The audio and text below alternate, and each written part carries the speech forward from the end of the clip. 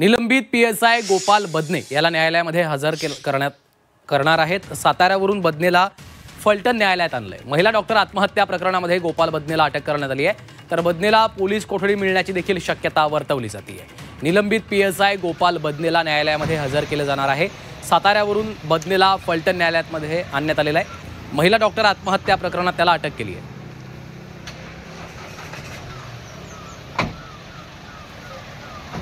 बदनेला police कोठडी मिळण्याची देखील शक्यता वर्तवली जाते। निलंबित पीएसआय गोपाल बदने याला आता न्यायालयामध्ये हजर करणार आहेत। साताऱ्यावरून बदनेला फलटण न्यायालयात आणण्यात आलेला आहे। महिला डॉक्टर आत्महत्या प्रकरणामध्ये गोपाल बदनेला अटक झालेली आहे। आता त्याला पोलीस कोठडी मिळण्याची देखील शक्यता वर्तवली जाते।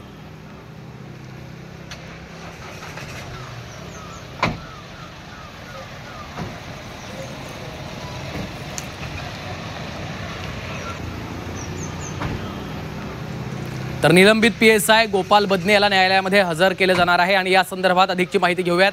आमचे प्रतिनिधी तुषार तपासे सध्या आपल्यासोबत थेट जोडले गेलेले आहेत। तुषार, थोड्याच वेळामध्ये निलंबित पीएसआय गोपाल बदनेला आता न्यायालयामध्ये हजर केले जाणार आहे। काय सध्याची परिस्थिती आहे, काय अपडेट्स आहेत?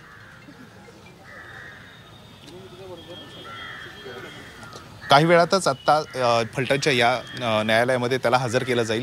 खरं तर गोपाल बदनेला रात्री तो शरण आला होता फलटणच्या ग्रामीण रुग्णालयात आणि ग्रामीण पोलीस स्टेशनमध्ये, आणि त्या ठिकाणावरून त्याला अटक करण्यात आली होती। ताब्यात घेण्यात आलं होतं। मेडिकल करून त्याला साताऱ्यातल्या पोलीस कस्टडीमध्ये सातारा पोलीस स्टेशनला नेण्यात आलं होतं आणि त्या ठिकाणावरून आत्ता मगाशी 4-4:30 वाजता त्याला तिथून फलटणच्या दिशेने आणण्यात आलेला आहे। काही वेळातच आत्ता या ठिकाणी त्याला आणलं जाईल, न्यायालयात हजर केलं जाईल आणि त्या ठिकाणी पोलीस कोठडीची मागणी पोलिसांकडून होऊ शकते। त्यांना किती दिवसाची पोलीस कोठडी मिळते हे पाहावं लागणार आहे, पण एकूणच या प्रकरणातील मुख्य संशयित आरोपी म्हणून गोपाल बदने आहे, त्यामुळं एकूणच जास्त पोलीस कोठडी मिळावी अशी मागणी पोलिसांकडून होऊ शकते। कारण संबंधित जी निश्चितच तुषार, सध्याची त्या परिसरातली परिस्थिती काय आहे? पोलिसांचा देखील बंदोबस्त संपूर्ण परिसरात असू शकतो। प्रेक्षकांना आपण दाखवूयात सध्या काय पद्धतीच्या हालचाली तिथे सुरू आहेत। 100% मोठा पोलीस बंदोबस्त या ठिकाणी आहे, तुम्ही पाहू शकता। आणि आता पोलिसांची ही व्हॅन या ठिकाणावर आता पोहोचलेली आहे आणि या ठिकाणावरून ती आता त्या आरोपीला घेऊन, जो संशयित आरोपी आहे गोपाल बदने, ह्याला घेऊन या ठिकाणी पोहोचलेली आहे आणि आता या ठिकाणी आरोपीला न्यायालयात हजर केलं जाईल। मोठ्या पोलीस बंदोबस्तात या ठिकाणी त्याला आणलेलं आपल्याला इथं पाहायला मिळतंय। गोपाल बदने हा पोलीस अधिकारी आहे, मात्र त्याचं निलंबन आता करण्यात आलेलं आहे आणि तशाच पद्धतीनं ही जी केस आहे, ही केस फास्ट ट्रॅक कोर्टामध्ये चालवली जावी यासाठी एकनाथ शिंदे यांनी सुद्धा सांगितलेलं आहे। या केसकडं राज्याचं लक्ष लागलेलं आहे। आता काही वेळात त्याला आत्ता हजर केलं जात आहे। मोठ्या पोलीस बंदोबस्तात त्याला घेऊन चाललेले आहेत, आपण पाहू शकता। पोलिसांचा मोठा गराडा आहे, माध्यमांना या ठिकाणी अडवलं जात आहे।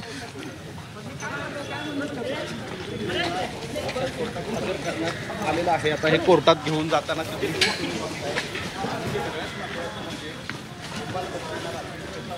तर आपण पाहतोय पोलिसांच्या कडेकोट बंदोबस्तामध्ये निलंबित पीएसआय गोपाल बदनेला न्यायालयामध्ये हजर करण्यात आलेला आहे। ही थेट दृश्य आपण झी24 तासच्या माध्यमातून पाहतोय। पोलिसांचा कडेकोट बंदोबस्त या संपूर्ण परिसरात केलेला दिसतोय। अक्षरशः छावणीचं स्वरूप या परिसराला आलेलं आहे आणि त्यानंतर आता महिला डॉक्टर आत्महत्या प्रकरणामध्ये गोपाल बदने याला न्यायालयामध्ये हजर केल्यानंतर त्याला आता त्याच्या पोलीस कोठडीची मागणी केली जाऊ शकते। त्याला पोलीस कोठडी मिळण्याची देखील शक्यता आहे। थोड्याच वेळात या संपूर्ण प्रकरणामध्ये सुनावणी सुरू होणार आहे। पोलिसांचा कडेकोट बंदोबस्त आपल्याला या परिसरामध्ये पाहायला मिळतोय। पुन्हा एकदा जाऊयात, तुषार तपासे आमचे प्रतिनिधी आपल्यासोबत आहेत। तुषार, आपण पाहतोय पोलिसांचा कडेकोट बंदोबस्त संपूर्ण कोर्टाच्या न्यायालयाच्या परिसरात आहे। गोपाल बदनेला त्या ठिकाणी आता आणण्यात आलेला आहे आणि त्याच्या पोलीस कोठडीची मागणी देखील होऊ शकते।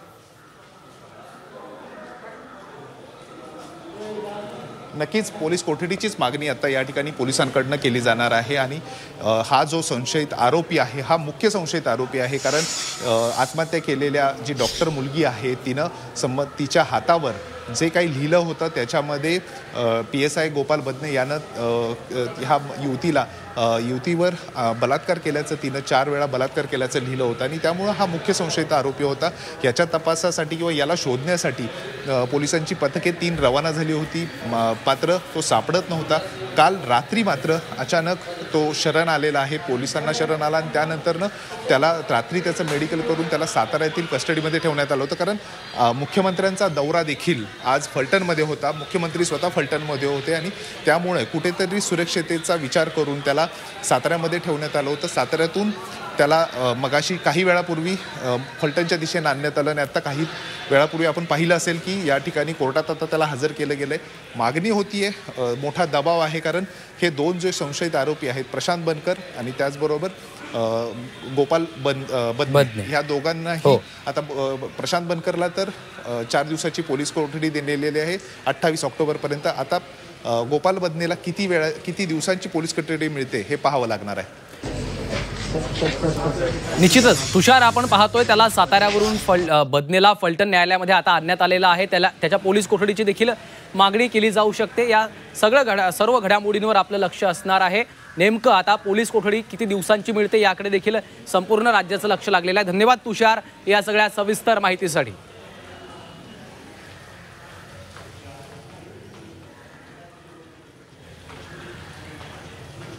तर गोपाल बदनेला आता कोर्टामध्ये हजर करण्यात आलेला आहे. त्याच्या पोलीस कोठडीची मागणी केली जाऊ शकते.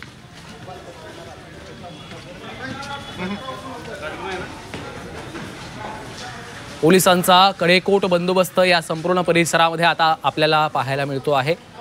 गोपाल बदने याला कोर्टामध्ये पोलिसांच्या कडेकोट बंदोबस्तामध्ये हजर करण्यात आलेला आहे. त्याच्या पोलीस कोठडीची आता मागणी केली जाऊ शकते.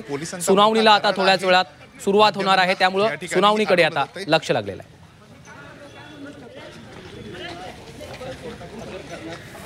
आता हे कोर्टात घेऊन जाताना पुन्हा एकदा जाऊयात. तुषार तपासे आमचे प्रतिनिधी सध्या आपल्यासोबत जोडलेले आहेत. तुषार, गोपाल बदनेला कोर्टामध्ये हजर करण्यात आलेला आहे आणि संपूर्ण राज्याचं खरं तर या प्रकरणाकडे, या आत्महत्येच्या केसकडे लक्ष लागलेलं आहे. मुख्यमंत्र्यांचा देखील आज फलटणचा दौरा होता. मुख्यमंत्र्यांनी देखील या प्रकरणामध्ये कोणाला सोडणार नाही असं म्हटलेलं आहे. त्यामुळे गोपाल बदनेच्या त्याला किती दिवसांची कोठडी मिळते याकडे देखील लक्ष लागलंय. तुषार,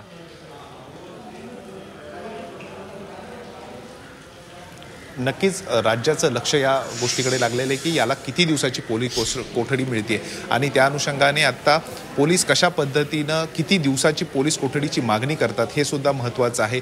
खरं तर आज मुख्यमंत्री फलटणच्या दौऱ्यावर होते आणि जे काही सभा झाली त्या सभेमध्ये सुद्धा त्यांनी सांगितलं की संबंधित जी आत्महत्या केलेली युवती आहे तिला न्याय मिळवून दिल्याशिवाय आम्ही स्वस्थ बसणार नाही, अशा पद्धतीचं वक्तव्यसुद्धा मुख्यमंत्र्यांनी आज ह्या फलटण नगरीमध्ये येऊन केलं होतं. आणि त्यामुळं कुठेतरी हे प्रकरण जे आहे हे कुठेतरी खूप मोठं होताना पाहायला मिळते. कारण या प्रकरणातील जो काही दोन्ही आरोपी आहेत, संशयित आरोपी आहेत, त्यांना पकडण्यासाठी पोलिसांनी खूप मेहनत घेतली होती. मात्र हे दोन्हीही जे आरोपी आहेत ते स्वतः शरण आले आणि स्वतः त्यांनी या ठिकाणी येऊन आपल्याला हजर झालेले आहेत. आता काल रात्री ज्यावेळी PSI निश्चितच तुषार, खरं तर त्यामुळे आता सुनावणीला सुरुवात झालेली आहे. न्यायालयाचा या संदर्भात काय निर्णय येतो याकडे देखील आपलं लक्ष असेल. तुर्तास धन्यवाद या सविस्तर माहितीसाठी.